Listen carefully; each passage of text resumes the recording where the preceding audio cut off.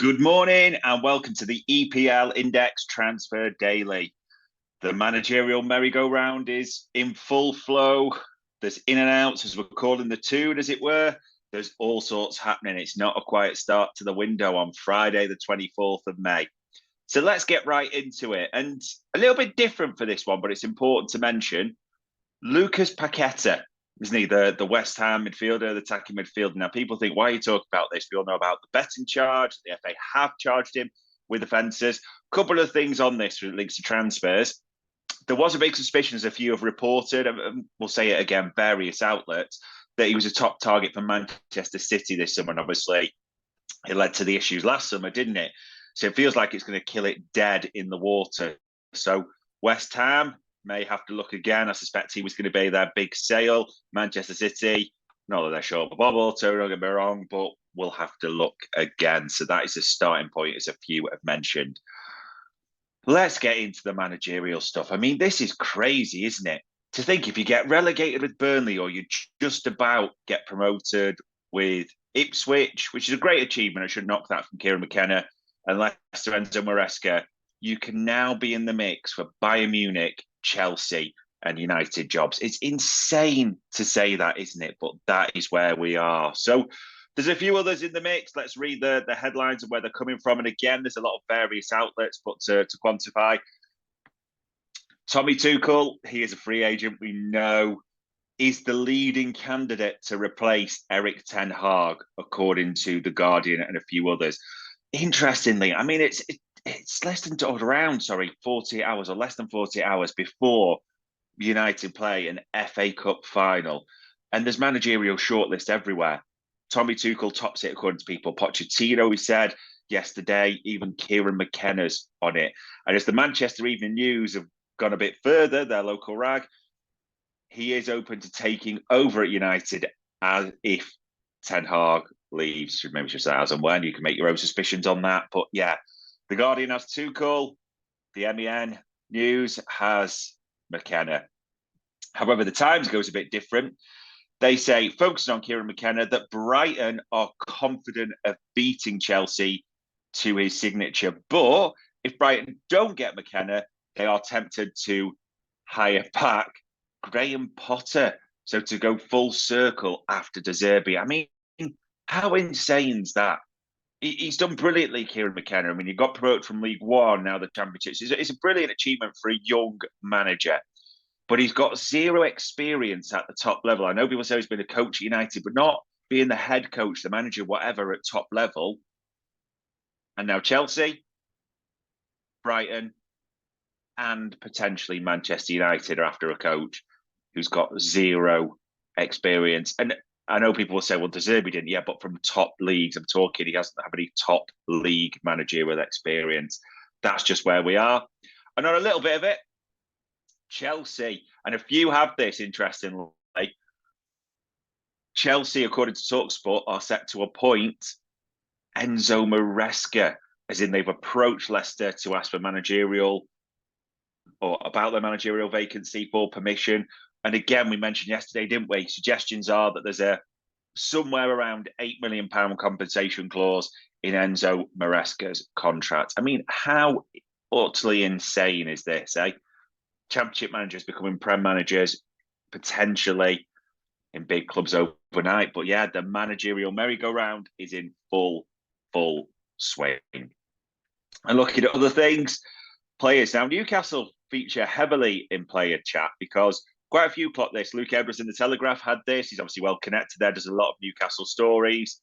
That Newcastle are hoping to sign two England internationals in the form of Dominic Calvert-Lewin from Everton and Jared Bowen from West Ham.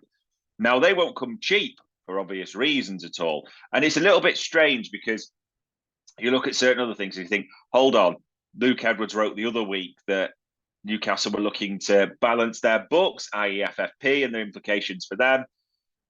And also that the likes that were leaving were Callum Wilson and Miguel Almiron, which, again, you wouldn't think because of their age, nature of their contracts would fetch the biggest fees, shall we say. So how are you now going to buy these two, which will fetch big or will carry big fees? and require big wages, you'd think, at the same time. And maybe the answer is in the Mirror article, because the Mirror say Newcastle are looking, get this, for nearly £200 million to sell Isaac. 200 million. Now, I think he's a great player. I think he's a great forward and a good finisher, many a thing. But 200 million, and Arsenal have actually been linked with him. So I'm not saying that's a fanciful fee, but you make your own impressions of whether he's worth that. But yeah, a lot of stories brewing around Newcastle at the moment. Obviously, there's been talk about Bruno there and what happens with him. So yeah, we wouldn't expect to see anything less than them quite busy this summer. Other reports, I mean, Nottingham Forest released a whole host of players, didn't they? They did not retain a single loan player.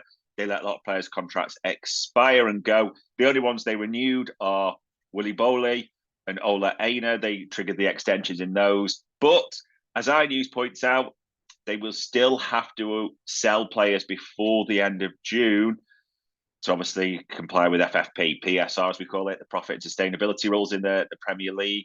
Or, again, another points deduction. So Forest may well be inviting offers at the same time, as well as a few clubs like this.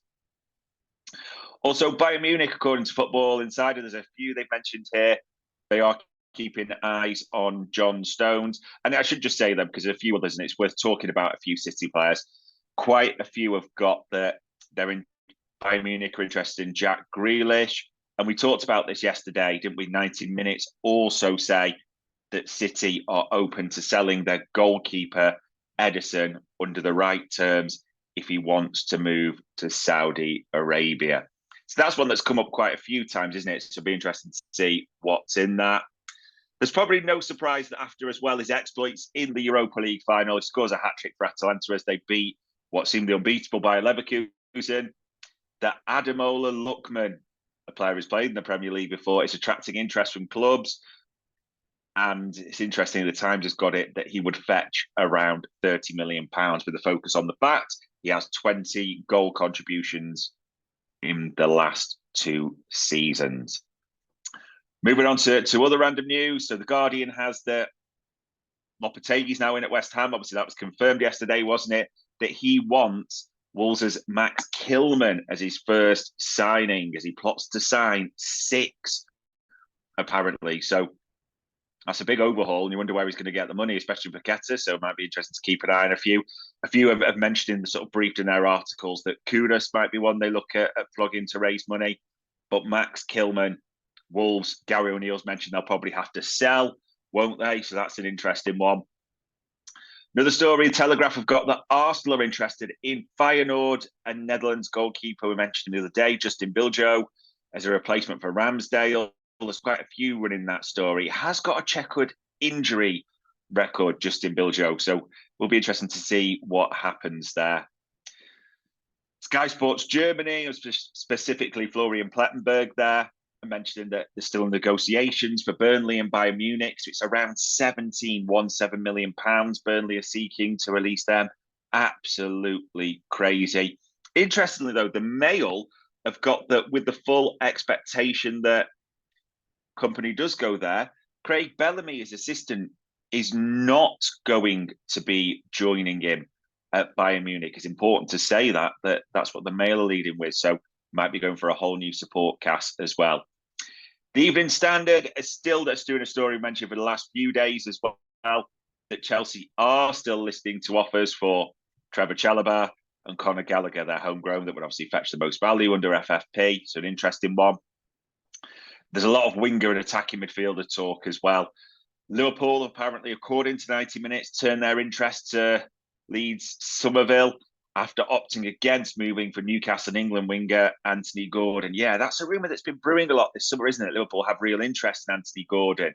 That he is a Liverpool fan. That's known. He was through Liverpool's academy, good friends with Curtis Jones. A lot of people have sort of brought that to the fore, but obviously Newcastle would want mad money for him, you'd suspect, after the season he's had, and he's probably set to go to the Euros as well, which will not decrease his value. I know it's a double negative, but we're all clear on that.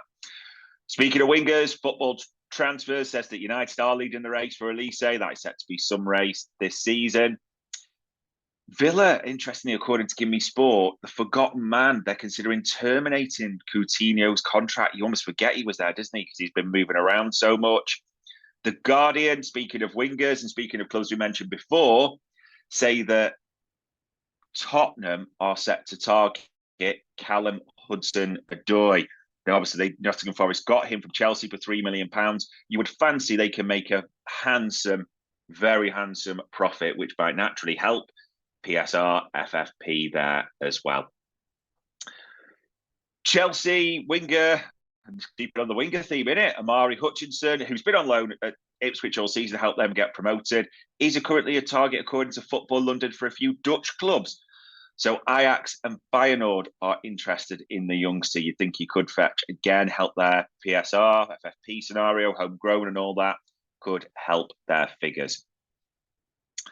Stoke's young star, and again, I'll probably mispronounce this. So Sidibe, 17, he's suspected to be on the move, but Brighton and Chelsea specifically are looking at him, according to various outlets. And the final one, a bit of a random one from the Telegraph, that Willian, 35, isn't he, at Fulham, his contract set to expire. You think all the clubs he's been in London, hasn't he? That he's been Chelsea, Arsenal, Fulham. He's milked London for all it's worth. But probably maybe no surprise to this, actually. He's considering offers from Saudi Arabia. So, ladies and gents, that was all the football news, all the transfer news, all the managerial news. It is ramping up big time. Still, the expectation is that Crystal Palace complete the first actual business of the summer when they do confirm the signing of Chadi Riyad from Real Betis. That will be the first fee paid. Everyone's waiting on the Ross Barkley news, aren't they, realistically, at the same time as well? We will have to see. But there we go. Managerial hijinks, transfers, rumours galore. So that was your EPL Index Transfer Daily on Friday, the 24th of May.